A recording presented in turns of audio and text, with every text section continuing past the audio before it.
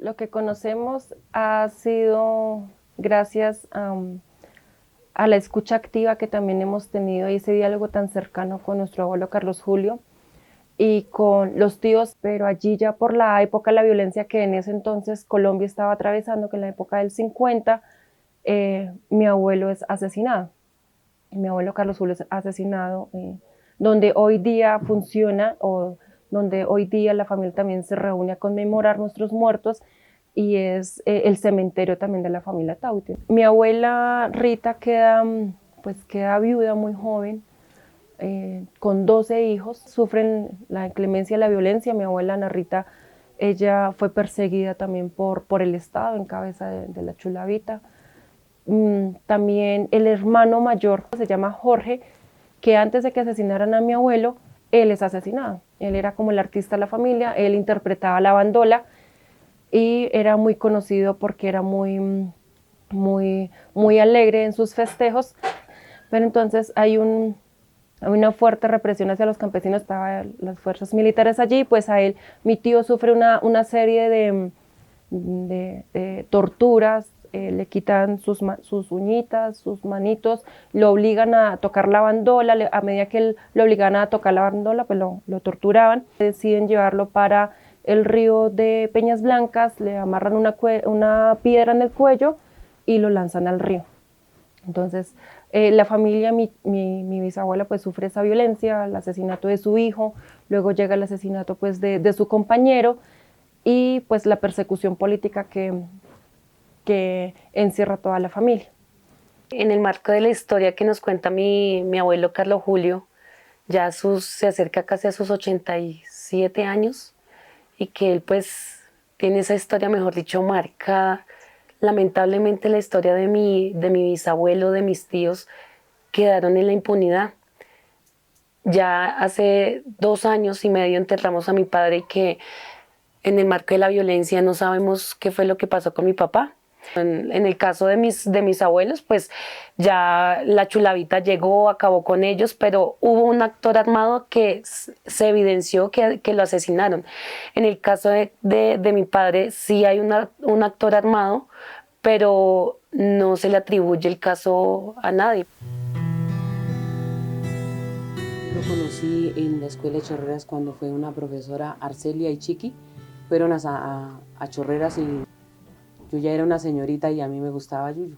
Bueno, de ahí nos encontramos como para la guerra del 90, que ya yo tenía 18 años y nos fuimos a la misa de mi hermano Amadeo y allá nos conquistamos un 11 de mayo del 91.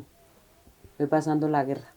Duramos como de novios por ahí como 6 años. Y luego ahí vino la niña Lejita. Él sembraba papa solo o recibía semillas y tenía su finquita. Bueno, seguimos viviendo aquí en la casa de don Carlos Julio, vivimos un año. De ahí llegó Dayana, sufrimos muchísimo, pero trabajando él con su siembra de papa, ya nos fue muy bien en un siembro. Ya llegó Carlitos en el 2000, trabajando acá.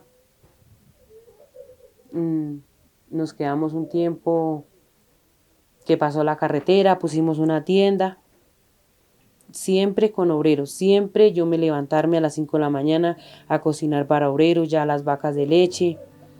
En el 2010 fue algo fatal porque fuimos golpeados por la fuerza pública, donde cogen a Yuyito. Yo qué hacía, irme a visitarlo los sábados, pagar una moto, no, sufrir. Pero bueno, decía yo, bueno, es mejor estar en la cárcel y no en el cementerio, porque Yuyo lo buscaron era para matarlo. Y salió Yuyito, conseguimos un abogado, hizo un preacuerdo, el sindicato nos prestó una plata, yo saqué otra plata al banco. Entonces le decía a don Carlos Julio, Yuyo, no se vaya, mire que aquí se consigue la vida. No, yo tengo mis cosas arriba. Fuimos tercos, fuimos brutos, nosotros no hacerle caso a ellos. Nos hubiéramos dedicado allá, no hubiera pasado esto, lo que pasó. Entre esos hay lazos que uno tiene momentos felices, momentos bonitos. Nos iba bien con la papa, íbamos a gallos. Yuyo le gustaban mucho sus gallos, sus ferias. nos tocó duro, duro con Yuyu. Pero más duro y fatal, fatal fue el día 11 de abril, que llega la gente acá, acaban con él, delante de mi hijo. Mi nuera estaba sentada acá, ella sufrió un disparo, acá en la cabeza, allí resorta la bala, acá hay una bala, allá hay otra bala. Mi esposo cae en el corredor. Ahí es el final de mi vida con Yuyu. Quedamos solos. Es algo que no me he podido como recuperar, como tener esa vida bonita que llevamos con Yuyu.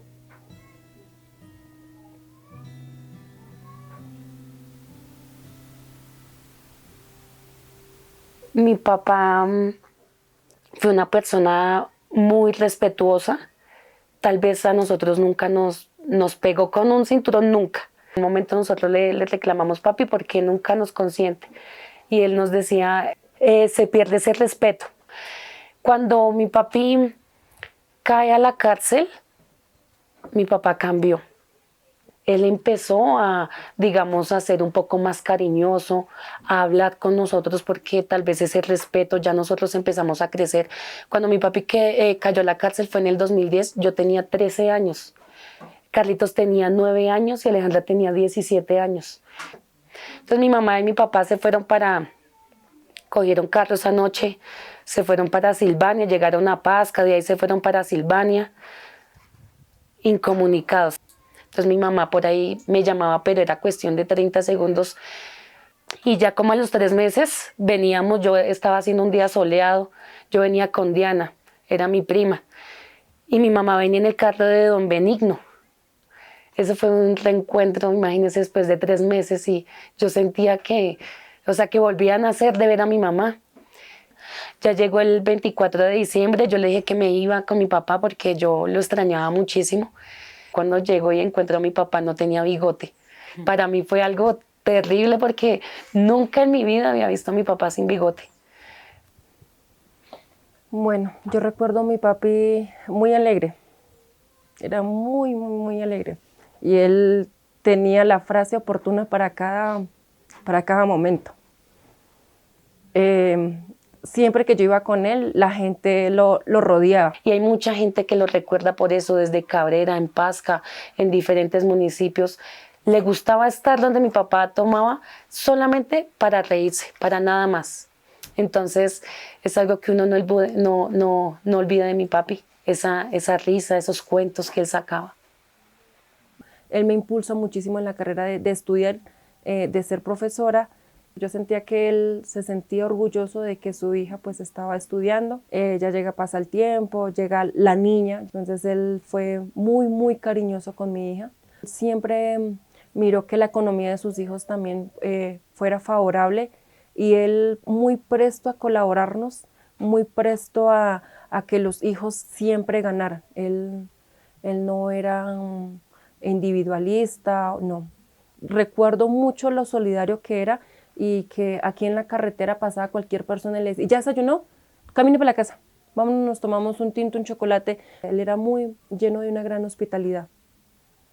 Mi papá tenía una labor fundamental que era trabajar el campo, producir la tierra, enseñarle a su nueva descendencia el labor hermoso de cultivar y de cosechar y de generar progreso, digamos, en nuestra vereda y en nuestra región. Entonces, ese campesino que llegó acá con botas, sombrero y ruana y que quedó ahí tendido en el piso sin un peso en el bolsillo.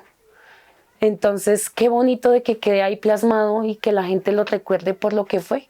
Esa persona sencilla, humilde, honesta, risueño, ese hombre que tocaba la guitarra.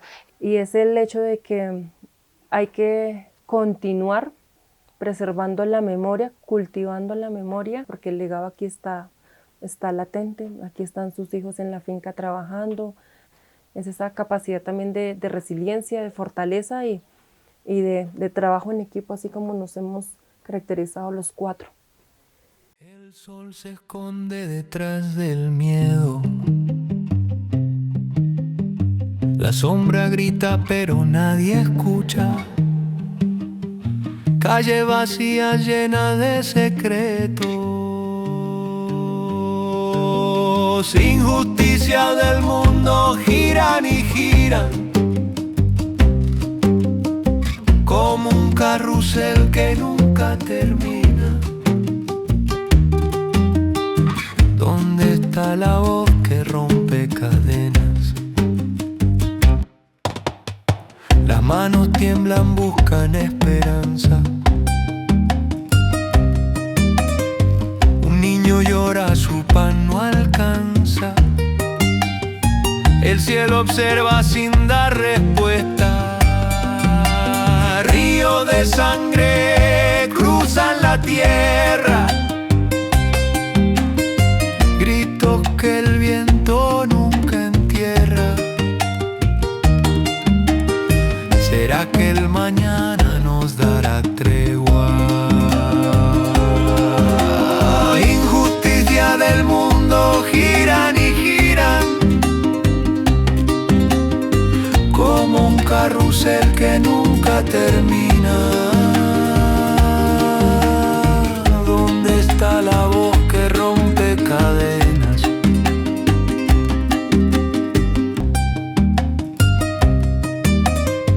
Un niño llora, su pan no alcanza. El cielo observa sin dar respuesta. Río de sangre cruzan la tierra. Gritos que el viento nunca entierra. ¿Será que el mañana nos dará tregua? Injusticia del mundo giran y giran como un carrusel que nunca termina. ¿Dónde está la voz que rompe cadenas? Dibujemos futuro con tinta valiente. No más sombra, solo luz presente.